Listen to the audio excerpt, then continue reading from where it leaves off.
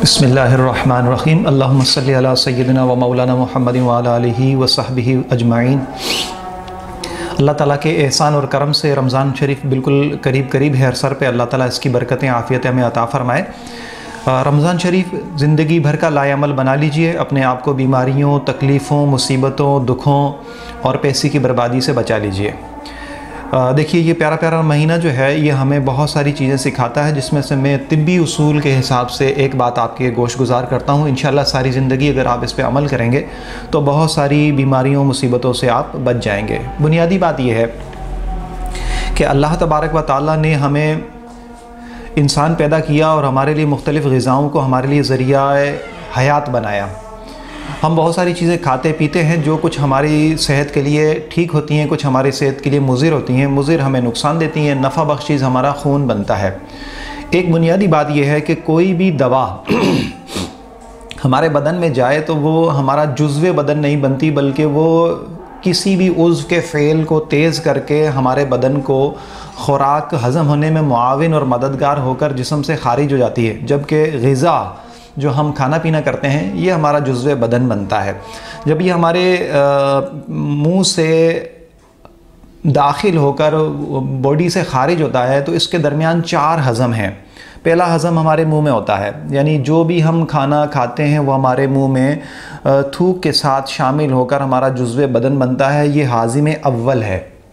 दूसरा हज़म हमारा मैदे में होता है, तीसरा हज़म हमारा छोटी आंत में होता है, चौथा हज़म हमारा बड़ी आंत में होता है। इन 4 हुजूम से मिलकर हमारी ग़िज़ा जुज़्व बदन और पूरे बदन के पार्ट ऑफ बॉडीज़ की ग़िज़ा बनता है।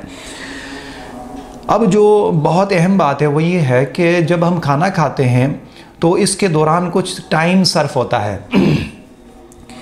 मुंह से चंद सेकंड में ग़िज़ा पेट में जाती है तो मैदे के अंदर रुकती है। मैदे में 3 से 4 घंटे, फिर छोटी आंत में 3 से 4 घंटे और फिर बड़ी आंत में 3 से 4 घंटे। गोया कुल 9 से 12 घंटे में मुकम्मल ग़िज़ा हज़म होती है।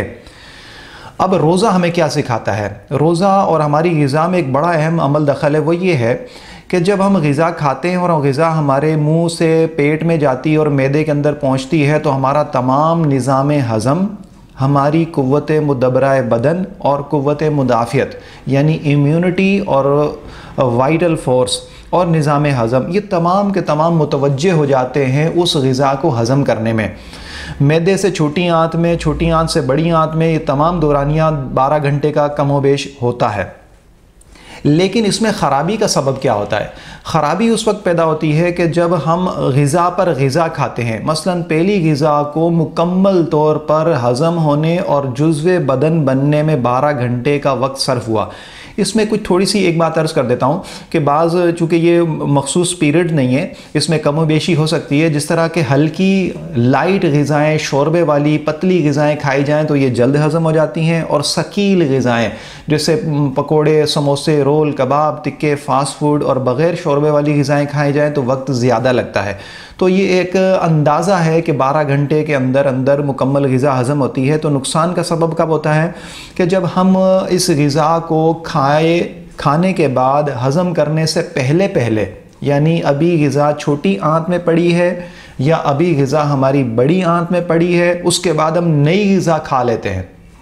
जब नई ग़िज़ा खा लेते हैं तो अब कुव्वत इंसानी तमाम की तमाम नई ग़िज़ा की तरफ मुतवज्जे हो जाती हैं और पुरानी ग़िज़ा आंत में मौजूद रहती है, और गुदद नाकिला फिर उसको आउट करने के लिए, जिस्म से बाहर फेंकने के लिए तेज़ी मचाते हैं। इसको बदहज़मी कहते हैं। आपने सुना होगा कई लोग ऐसे हैं वो कहते हैं कि हम खाना खाते ही पोटी के लिए जाते हैं। खाना खाते हैं और उनको पेट में गुड़गुड़ शुरू हो जाती है, या उनको फिर शदीद कब्ज़ की शिकायत भी इसी सबब से हो जाती है कि भरे पेट पर खाना। जैसा कि कदीम फ़ुक़हा, कदीम हमारे तिब के जो उलमा हैं उन कदीम हुक्मा ने और कदीम यूनानी और कदीम तिब्बी हुक्मा ने ये कहा कि अगर बीमारियों को, सारी दुनिया की बीमारियों को इकट्ठा किया जाए, उनमें 4 बातों में इकट्ठी की जा सकती हैं सारी बातें। उनमें से एक ये है कि भरे पेट पर खाना खाना ये बड़ी बीमारियों का सबब है। उसका सबब आज आपको पता चल गया कि भरे पेट पर खाना खाना असल में नुकसान का सबब यूँ होता है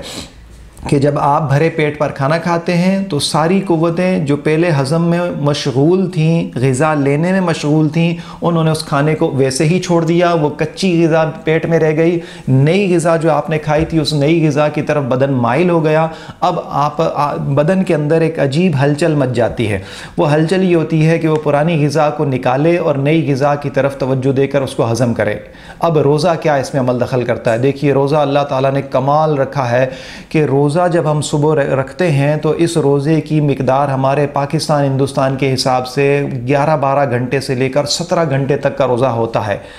اب جو رمضان شریف آ رہا ہے یہ تقریباً 13 گھنٹے کا روزہ ہمارا بنے گا۔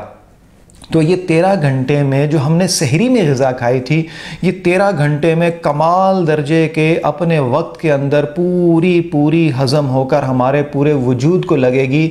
گویا رمضان ہمیں صحت مند بنانے آیا ہے، رمضان ہمیں صحت مند بنانے آیا ہے کہ ہم نے جو سحری میں غذا کھائی تھی یہ افطاری تک مکمل ہضم ہو کر جزو بدن بن کر پھر خارج ہوگی۔ خارج وہی چیز ہوگی جو فاسد تھی اور جسم کو وہ لگے گی جو ہم نے کھایا۔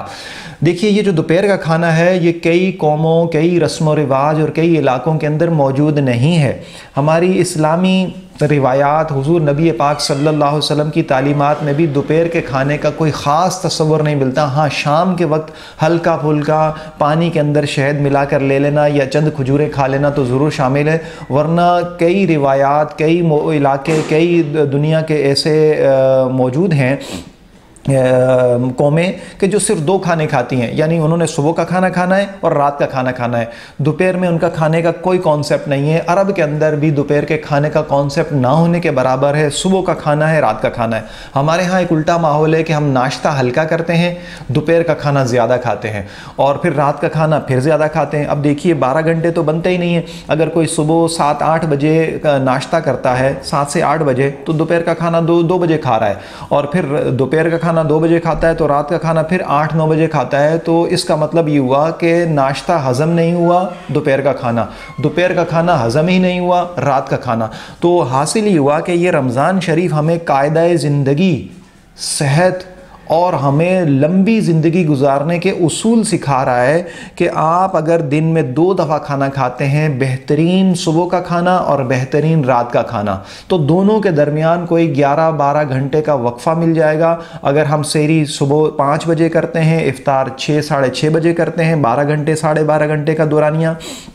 رات کا کھانا اگر ہم 7-8 بجے 9 بجے تک کھاتے ہیں اور پھر صبح کھاتے ہیں تو اس میں بھی 9-10 گھنٹے کا وقفہ، تو گویا یہ ہمیں صحت مند ہونے کے لیے ایک بہترین ذریعہ بنتا ہے کہ جس سے ہم نے جو کچھ کھایا وہ ہضم ہوگا تو جزو بدن بنے گا، جزو بدن ہوگا تو ہماری زندگی اور صحت دونوں اچھی ہوں گی، صحت بھی لمبی، زندگی بھی لمبی، اور بہت سارے حکیم طبیب ڈاکٹروں اور دواؤں کے اس فرسودہ نظام سے ہمیں نجات مل جائے گی۔ تو گویا رمضان شریف ہمیں کیا سکھانے آیا ہے؟ اصول زندگی۔